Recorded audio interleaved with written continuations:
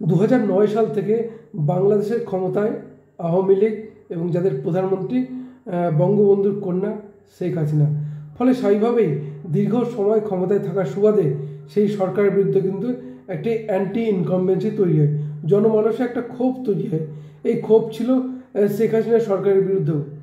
এটা তো ছিল দেশের অভ্যন্তরীণ ব্যাপার, কিন্তু যেটা মূল বিষয় সেটা হলো বাংলাদেশের পার্শ্ববর্তী আমরা জানি রায়ান মার্টিন যে দ্বীপটি রয়েছে সেই দ্বীপে নজর পড়ে আমেরিকার, এবং তিনি এই দ্বীপটি নিজেদের কবজায় আনার জন্য অর্থাৎ ভারত এবং চীনকে নিয়ন্ত্রণের জন্য এই দ্বীপটি নিজেদের কাজে ব্যবহারের জন্য কিন্তু শেখ হাসিনা সরকারের উপর কিন্তু চাপ সৃষ্টি করতে থাকেন, এবং যার ফলে দেখা যায় শেখ হাসিনা কিন্তু তৎক্ষণাৎ নাকচ করে দেন, এবং যার ফলে কিন্তু এই রোষটা গিয়ে পড়ে, অর্থাৎ এই যে রাগ তা কিন্তু শেখ হাসিনা সরকারের বিরুদ্ধে তৈরি হয় আমেরিকারও। একদিকে দেশে যখন অ্যান্টি ইনকামবেন্সি তৈরি হয়েছে কিছুটা, ঠিক সেই সময় আমেরিকাও যেন একটা সুযোগ পেয়ে যায়। তো সেই সময় দেখা যায় যে এই যে আমরা যদি বলি বাংলাদেশের ছাত্র সমাজ, ছাত্র আন্দোলন যে সংগঠিত হলো, পাশাপাশি প্রধান বিরোধী দল বিএনপি, জামাত, তাছাড়া তো ডক্টর ইউনূস তো রয়েছেন। তো এইসব মানুষদের কোথাও যেন কোনো মহলতে উৎসাহিত করে শেখ হাসিনা সরকারের বিরুদ্ধে একটা বিদ্বেষ ছড়ানোর কিন্তু একটা চেষ্টা হতে লাগলো। পাশাপাশি ভারত বিরুদ্ধে একটা সেন্টিমেন্ট কিন্তু বাংলাদেশে তৈরি হয়ে গেল গত কিছুদিনে। তার কারণ আমরা দেখেছি এই যে শেখ হাসিনা যখন ক্ষমতায় ছিলেন, বিশেষ করে এই যে দ্বীপটি রায়ান মার্টিন দ্বীপটি আমেরিকা যখন পাননি, ঠিক সেই সময় কিন্তু সরকারের বিরুদ্ধে তো জনরোষ তৈরির একটা চেষ্টা হয়েছিল। পাশাপাশি এই যে নির্বাচন হলো 2024-এ, সেইখানেও কিন্তু শেখ হাসিনার বিরুদ্ধেই কিন্তু ছিলেন এই আমেরিকা, এবং তারপর দেখা যায় 2024-এ যে নির্বাচন, সাধারণ নির্বাচন, সেখানে কিন্তু অংশগ্রহণ করেন প্রধান বিরোধী দল বিএনপি। ফলে এককভাবেই ক্ষমতায় ফিরে আসেন শেখ হাসিনা, এবং ক্ষমতায় আসার পরে দেখা যায় আমেরিকার পক্ষ থেকে কিন্তু চেষ্টা করা হয় বাংলাদেশের সঙ্গে সম্পর্ক পুনরায় মজবুত করার। কিন্তু শেখ হাসিনা কিন্তু বিশেষ করে যেহেতু একবার বুঝতে পেরেছিলেন যে আমেরিকা কোথাওভাবে তার বিরুদ্ধে একটা উস্কানোর চেষ্টা করছে, একটা বিভিন্ন রোষ তৈরির চেষ্টা করছে, তো সেখানে কিন্তু আমেরিকাকে খুব একটা গুরুত্ব দেয়নি। ফলে স্বাভাবিকভাবেই এই আমেরিকা শেখ হাসিনার কাছ থেকে উপযুক্ত সমর্থনটা না পেয়েই কিন্তু বিশেষ করে বিরোধী গোষ্ঠী অর্থাৎ বিএনপি হোক বা জামাত অথবা ডক্টর ইউনূস যিনি রয়েছেন নোবেলজয়ী, এইসব মানুষদের কোথাও যেন কাজে লাগিয়ে বাংলাদেশে কিন্তু শেখ হাসিনা সরকারের বিরুদ্ধে প্রথমে যে ছাত্র আন্দোলন শুরু হয়েছিল সেই ছাত্র আন্দোলনকে পুঁজি করে শেখ হাসিনাকে গদিচ্যুত করলেন, এবং গদিচ্যুত করার পরেই কিন্তু বাংলাদেশে ক্ষমতায় আসেন এই নোবেলজয়ী অর্থনীতিবিদ অর্থাৎ অত্যন্ত আমেরিকাপন্থী মানুষ এই মোহাম্মদ ইউনূস। তিনি ভেবেছিলেন যে তিনি হয়তো যেহেতু তিনি নোবেল পেয়েছেন বাংলাদেশের পক্ষ থেকে প্রথম, ফলে তার প্রতি সাধারণ মানুষের একটা চূড়ান্ত উৎসাহ যে রয়েছে এ বিষয়ে কোনো সন্দেহ নেই, ছিল, এখনও রয়েছে।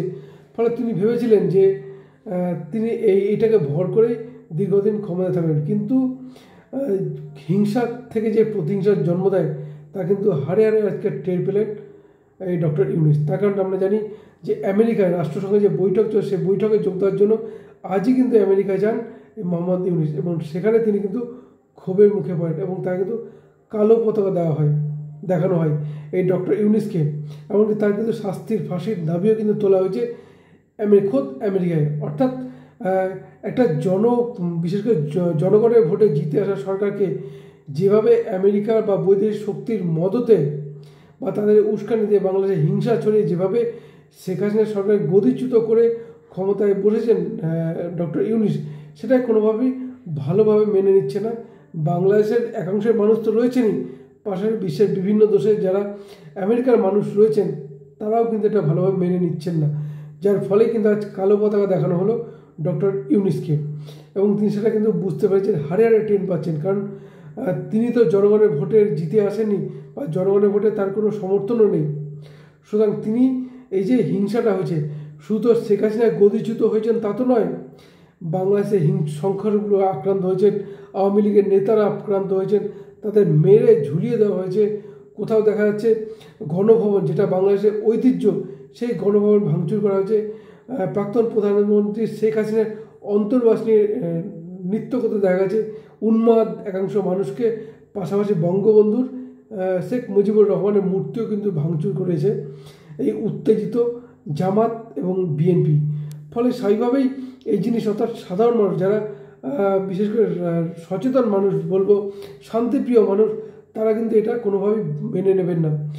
ডক্টর ইউনূস হয়তো ভেবেছেন যে এই দোষারোপটা বিএনপি বা জামাতের ঘাড়ে চাপিয়ে নিজে একজন ভালো মানুষ থেকে সেরে যাবেন, সেটা কিন্তু মানুষ ভালোভাবে মেনে নেবে না, সেটা হয়তো তিনি বুঝতে পারেন। অর্থাৎ রাজনীতিটা কখনো করেনি না, এই কারণে তিনি জানেন না রাজনীতি কী জিনিস। তিনি হয়তো ভেবেছেন কর্পোরেট সংস্থার মতো এটাও একটা সংস্থা, হয়তো যে তার ডিসিশনই চলবে, এটা যে সরকার যে পরিচালিত জনগণের ভোটার অর্থাৎ জনগণ যে নির্বাচিত করে তার সঙ্গে হয়তো জনগণের যোগটা নেই। তার এই যে গত কিছুদিনের ব্যবহারে কিন্তু স্পষ্ট হয়ে গেছে। ফলে রাজনীতিক নেতারা যেটা কূটনীতিটা জানেন, রাজনীতিটা জানেন, অর্থাৎ তাদের এই কূটনীতির জন্য এক এক পদক্ষেপের জন্য কিন্তু অনেক বিদেশি রাষ্ট্র কিন্তু বিনিয়োগ করে বাংলাদেশে, অনেক পাশাপাশি অনেক বিদেশি সংস্থাও কিন্তু বিনিয়োগ করে যে কোনো দেশে, অর্থাৎ সেই দেশের বিদেশ নীতি যতটা শক্তিশালী হবে বা তারা কূটনীতিকভাবে যতটা আদায় করতে পারবেন। কিন্তু এখানে কিন্তু পুরোপুরি ব্যর্থ এই ডক্টর ইউনূস, এবং তিনি সেটা হয়তো ইদানিং হারে হারে টের পাচ্ছেন। তিনি হয়তো ভেবেছিলেন আমেরিকা সমর্থন করবে, আমেরিকার সমর্থনে শেখ হাসিনা গদিচ্যুত হবেন এবং তিনি প্রধানমন্ত্রী উপদেষ্টা পদে বসবেন এবং সেখানে থাকার পর তিনি ভারত বিরোধী সেন্টিমেন্ট তৈরি করবেন এবং রাজনৈতিক দল তৈরি করে ক্ষমতায় ফিরবেন। কিন্তু অতটা সোজা নয়, এবারে বুঝতে পারছেন, কারণ জনগণের সঙ্গে তার যে যোগ নেই এটা কিন্তু একদম স্পষ্ট হয়ে গেছে। অর্থাৎ রাজনীতির যে বা কূটনীতি যে ন্যূনতম জ্ঞান যেটা প্রয়োজন, সেই জ্ঞানটা কিন্তু ডক্টর ইউনূসের নেই। আর যার ফলে তিনি হয়তো ভেবেছেন তিনি নোবেলজি অর্থনীতিবিদ অর্থাৎ বাংলাদেশের প্রধান, তারই হয়তো সর্বোচ্চ উচ্চতা থাকা উচিত। তিনি কখনো জাতির জনক বঙ্গবন্ধুকে সরিয়ে নিজেকে জাতির জনক ভাবার চেষ্টা করেছেন, যার ফলে তার মধ্যে যে প্রতিহিংসা পরায়ণ রাজনীতি বা চেষ্টা, এটা কিন্তু মানুষ ভালোভাবে মেনে নিচ্ছে না।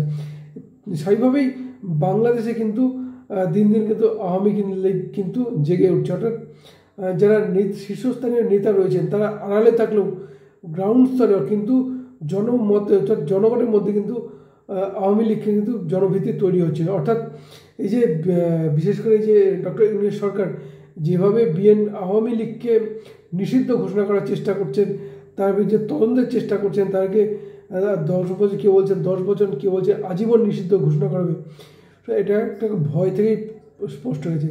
তো এইসব দিক দিয়ে বিবেচনা করলে একটা জিনিস স্পষ্ট যে খুব শীঘ্রই হয়তো জেগে উঠবে আওয়ামী লীগ। এবং ডক্টর ইউনূস এই যে সিদ্ধান্তগুলো নিয়েছেন, যেভাবে আমেরিকার তামাক খেয়ে যিনি কাজগুলো করছেন, ফলে আমেরিকার যে চেষ্টা সেটা কিন্তু একদিকে কিছুটা ভারতকে ডাউন করা, কিছুটা চীনের উপর নজর রাখা, এই জন্য তো আমেরিকা করেছিল। আর আমেরিকা এই বাংলাদেশের উপর এই চেষ্টার ফলে, এই গণ অভ্যুত্থান ঘটনার ফলে কিন্তু একটা জিনিস ভালো হয়েছে, ভারত এবং চীন কিন্তু পাশাপাশি চলে এসেছে। এবং এক কথায় বলা চলে ভারত এবং চীনের মধ্যে যে বিবাদ, সেই বিবাদ কিন্তু প্রায় 70% মিটে গেছে, এমনটাই কিন্তু জানিয়েছেন ভারতবর্ষের বিদেশমন্ত্রী এস জয়শঙ্কর। ফলে আমেরিকা একদিকে যেমন বাংলাদেশে পদক্ষেপ করতে, অর্থাৎ বাংলাদেশে গ্রিপে নিতে গিয়ে বঙ্গবন্ধুর কন্যা অর্থাৎ শেখ হাসিনাকে ক্ষমতাচ্যুত করেছেন ঠিকই, কিন্তু পাশাপাশি চীন এবং ভারতের কাছাকাছি এনে দিয়েছেন। এবং এই মুহূর্তে যা পরিস্থিতি, তাতে বাংলাদেশের ক্ষেত্রে সমস্ত সিদ্ধান্ত নেওয়ার কিন্তু দায়িত্ব কিন্তু ভারতের উপর ছেড়ে দিয়েছে চীন। কারণ যেহেতু এই যে রানমান্ডি যে দ্বীপটি রয়েছেন তার খুব কাছে রয়েছেন মায়ানমার এবং বাংলাদেশ, সুতরাং এখান থেকে চীন অনেকটা দূর। চীন এখান থেকে এই যে রানমান্ডি দ্বীপে যদি নজরদারি চালায় সেটা অনেকটা দূরত্ব হয়েছে, তো কাছাকাছি রয়েছে ভারত। ফলে স্বাভাবিকভাবেই চীন কিন্তু বাংলাদেশের উপর সমস্ত পদক্ষেপ নেওয়ার দায়িত্ব ভারতের উপর ছেড়ে দিয়েছে। ফলে স্বাভাবিকভাবেই ভারত এবং চীন কাছাকাছি চলেছে। এই মুহূর্তে কিন্তু আমেরিকা চেষ্টা করছে পুনরায় ভারতকে কাছে আনার, কাছে পাওয়ার। ফলে আমেরিকার যে ভুল সিদ্ধান্ত বলবো না, কারণ আমেরিকা এমনটা করে। শ্রীলঙ্কাতেও আমরা দেখেছি গোটাবায়া রাজপাক্ষের সরকার, তারা কিন্তু ক্ষমতাচ্যুত হয়েছে। পাকিস্তানেও দেখেছি, পাকিস্তানে যখন ইউক্রেন রাশিয়া যুদ্ধ শুরু হয়, পাকিস্তানের প্রাক্তন প্রধানমন্ত্রী ইমরান খান তিনি কিন্তু রাশিয়াতে গিয়েছিলেন এবং পুতিনের সঙ্গে বৈঠক করেন, এবং ফিরে আসার পরেই দেখা যায় 2 মাস পরে গদিচ্যুত হন ইমরান খান, এবং তাই কিন্তু বিভিন্ন মামলা দিয়ে কিন্তু জেলে পড়েছে। এই মুহূর্তে তিনি তোষাখানা মামলা কিন্তু জেলে রয়েছেন ইমরান খান। ফলে আমেরিকার এই যে চেষ্টা কোনো দেশের নির্বাচিত সরকারকে গদিচ্যুত করে ক্ষমতা দখল করা এ কিন্তু নতুন নয়, এ বারবার ঘটছে। সুতরাং এরকম করতেই থাকবে। কিন্তু ডক্টর ইউনিস হয়তো ভেবেছিলেন আমেরিকা সর্বশক্তিমান, তাদের বুদ্ধিতে চললে হয়তো তিনি ভালো থাকবেন, কিন্তু হারে হারে টের পাচ্ছেন ডক্টর ইউনিস। কারণ আজ যেভাবে তাকে কালো পথা দেখানো হলো খোদ আমেরিকায়, তিনি যাদের পন্থী অর্থাৎ যাদের বন্ধু, সেই আমেরিকাতে তাকে যেভাবে কালো পথা দেখানো হয়েছে তা কিন্তু ভালোই বুঝতে পারছেন ডক্টর ইউনিস। সুতরাং একটা দেশের সরকার পরিচালনা যে কতটা কঠিন, অর্থাৎ জনগণের মন জয় করা যে কতটা কঠিন, এটা কিন্তু তিনি বুঝতে পারছেন। অর্থাৎ 83 বছরের জীবনে জনগণের সঙ্গে থেকে যে তিনি যে বিচ্ছিন্ন, অর্থাৎ জনগণের সঙ্গে তার যে কোনো যোগ ছিল না কখনোই, যার ফলে কিন্তু এই যে জনরোষটা তার ভিতরে তৈরি হচ্ছে। এবং এই জনরোষ যদি আগামী দিনে চলতে থাকে তাহলে কিন্তু খুব তাড়াতাড়ি হয়তো বাংলাদেশে আওয়ামী লীগ কিন্তু জনপ্রিয় হয়ে উঠবে, অথবা দেখা যেতে পারে যে খুব তাড়াতাড়ি গদিচ্যুত হয়ে গেলেন ডক্টর ইউনিস এবং পুনরায় বাংলাদেশের প্রধানমন্ত্রী পরে ফিরে আসতে পারেন শেখ হাসিনা। কি হয় বাংলাদেশে সেদিনে আমাদের নজর থাকবে, নজর রাখুন আপনারাও। ধন্যবাদ, ভালো থাকবেন সবাই। শেষে সবাইকে বলবো যে এই বিষয়ে আপনাদের কোনো মতামত থাকলে অবশ্যই জানাবেন কমেন্ট করে। ধন্যবাদ সবাই, ভালো থাকবেন, নমস্কার।